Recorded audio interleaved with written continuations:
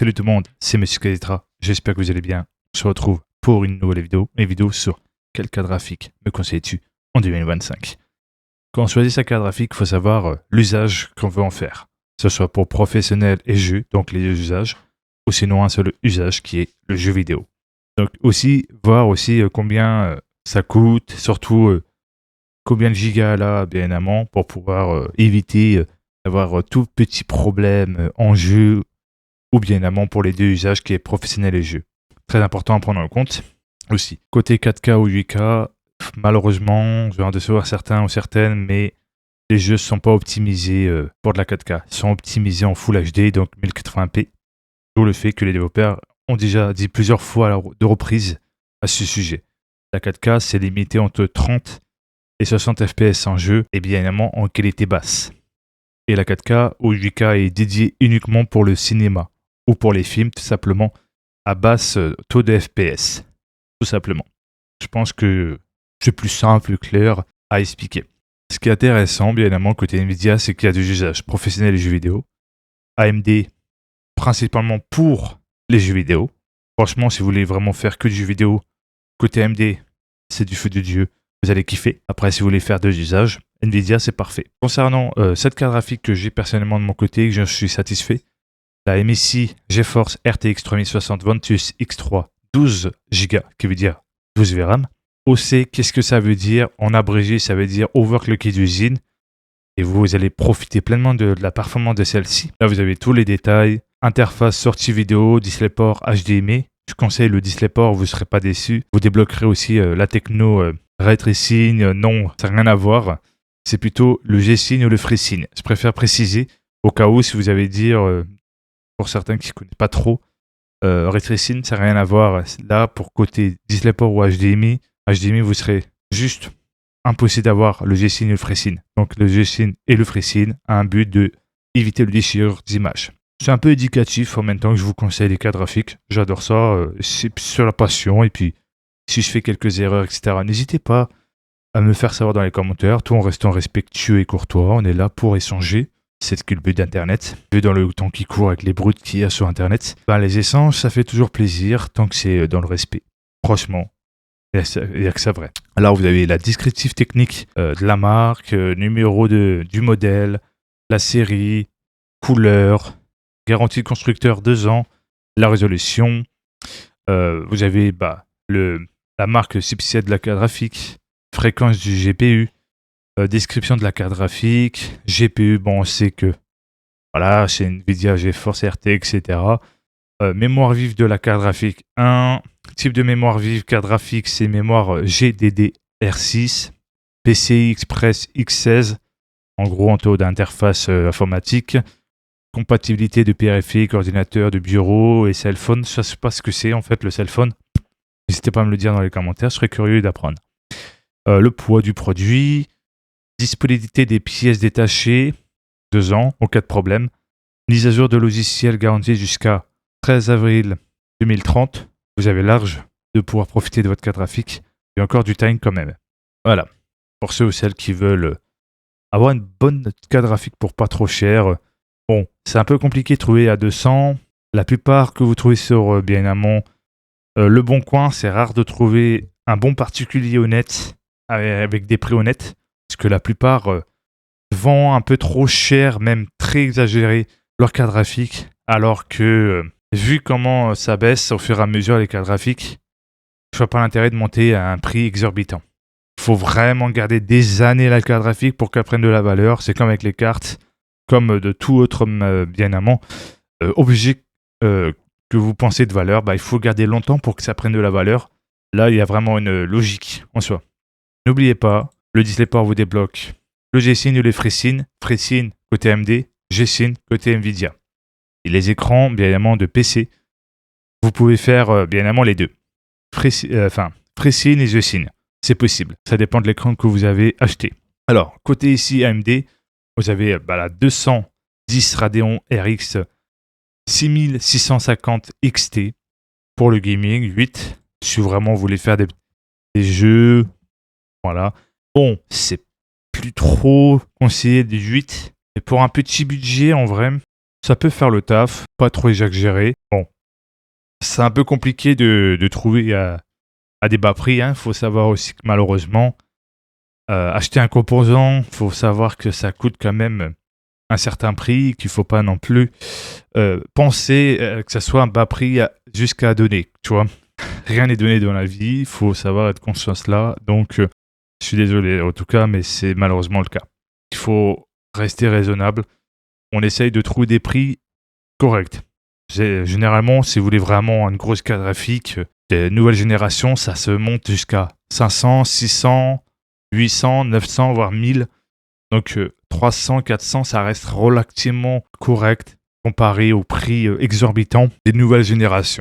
Ou sinon, tu économises un max de côté pour pouvoir acheter une config qui est de nouvelle génération si besoin. Côté Nvidia, bon, celle-ci c'est une 4060 qui est overclockée d'usine, 8 de la GDDR6, PCI 4.0, le DP qui est DisplayPort 1.4, 2 et HDMI 2.1A. Donc ça, on doit en avoir, si je dis pas de bêtises, il y a 2 ça et 2 HDMI. Généralement, vous verrez ici. Donc vous avez 2 DisplayPort, 2 HDMI. Généralement, dans toutes les cartes graphiques, c'est ça. Toutes les explications. Si vous avez vraiment besoin de plus, là, il y a vraiment pas beaucoup en termes techniques. Mais sinon, vous pouvez regarder directement les avis sur Internet, sur YouTube. Vous aurez vraiment un bon recul à tout ça.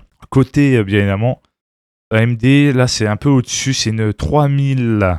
Combien? Non, c'est une 6750 XT, excusez-moi. C'est une 319, voilà. Quick 319. J'étais encore dans Nvidia. Oh, le ridicule ne tue pas. J'ai envie de faire un peu mon petit clown pour détendre l'atmosphère.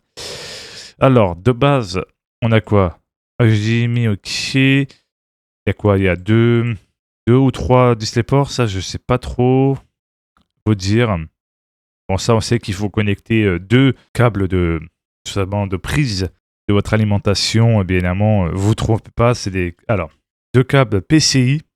Donc, il faudra littéralement 2 câbles PCI. Brancher sur votre boîte, sur votre alimentation et brancher directement l'autre côté, directement sur la carte graphique. Voilà, c'est ce que je voulais dire. Alors, est-ce que c'est overclocké? Bon, c'est pas des mauvaises cartes en soi. Donc là, vous avez au maximum toutes les informations possibles. Je suis un peu taquin, généralement c'est juste pour détendre l'atmosphère. Je suis de nature comme ça, donc j'ai bien taquiné, donc je préfère assurer. Si j'ai fait une erreur quelque part, n'hésitez pas à me dire dans les commentaires. On est là pour partager et d'apprendre les uns et les autres pas mal de connaissances sur l'informatique, les jeux vidéo. C'est toujours utile d'avoir des conseils bienveillants et respectueux. Et c'est comme ça qu'on passe un agréable moment dans les commentaires ou même généralement que ce soit sur discussion vocale, etc. C'est la base de la vie. Là, on va aller chez Nvidia. Là, ça, c'est la fin pour AMD. Là, on va aller directement à 4070. Il faut savoir que, bien évidemment, selon la carte graphique et vos besoins, il y en a, c'est pour utilisation assez élevée. On va dire vraiment en termes de projet, c'est-à-dire professionnel et un petit peu jeu vidéo. Ou sinon, si tu veux du jeu vidéo, comme je t'ai précisé au début. Après, Nvidia, ça a toujours été équilibré en termes d'utilisation. Là, c'est une MSI GeForce RTX 4070 Ventus. La même, sauf un peu au-dessus de la 3060. Bien évidemment, overclocké d'usine, tant de gigas, de la GDDR6, 20 GB, ok. Donc là, on voit la taille de la RAM, la fréquence d'horloge, si vous voulez voir directement. Ici, voilà, tout est expliqué au cas de besoin. Voilà, on est tranquille, il n'y a pas de prise de tête. Et là, on va directement la toute dernière qui est chez AMD, qui va être très intéressant. La Gigabyte Radeon RX 7800 XT Gaming, overclocké d'usine, qui est une très bonne carte graphique, qui a 16 en termes de taille de la RAM, ce qui fait que vous êtes tranquille. Ici, vous avez 2 DisplayPort, si je ne dis pas de bêtises, et 2 HDMI. Et je rappelle que si vous voulez vraiment profiter pleinement de la fonctionnalité G-Syn ou FreeSyn, il faudra se brancher en DisplayPort. Parce qu'en HDMI, vous pouvez modifier des trucs, mais vous n'aurez pas accès au FreeSyn ou au G-Syn. D'où le fait que, voilà. À part si vraiment tu as un câble HDMI fait pour. Mais vraiment, ça reste toujours le meilleur le DisplayPort. Vous pouvez trouver le DisplayPort à un excellent prix et des bonnes marques. Il y en a beaucoup qui vous conseillent bien évidemment des bons DisplayPort. Il y a surtout aussi, faites attention, je précise pour bien évidemment pour cette vidéo, d'avoir une alimentation recommandée. Des fois certains c'est 700, d'autres c'est un peu plus au-dessus en termes d'alimentation parce qu'il faut bien alimenter la carte graphique et tout ce qu'il y a derrière, processeur et tout ça. Donc il faudra avoir quand même une assez bonne alimentation pour bien gérer tous les composants derrière, pour bien les alimenter, pour éviter tout problème de crash à temps possible parce que l'alimentation ne suit pas comparé à la puissance des composants. En tout cas, j'espère que cette vidéo vous a plu.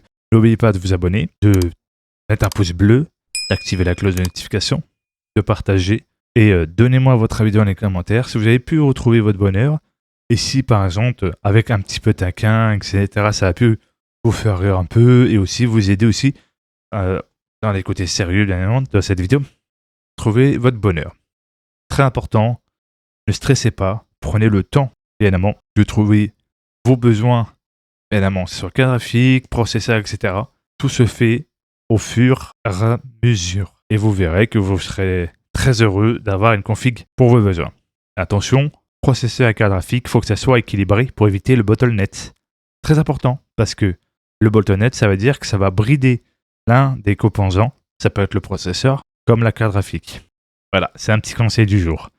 Merci à tous, prenez soin de vous et encore une fois, bonne année, bonne santé et plein de réussite pour vous et bisous à tous. Ciao.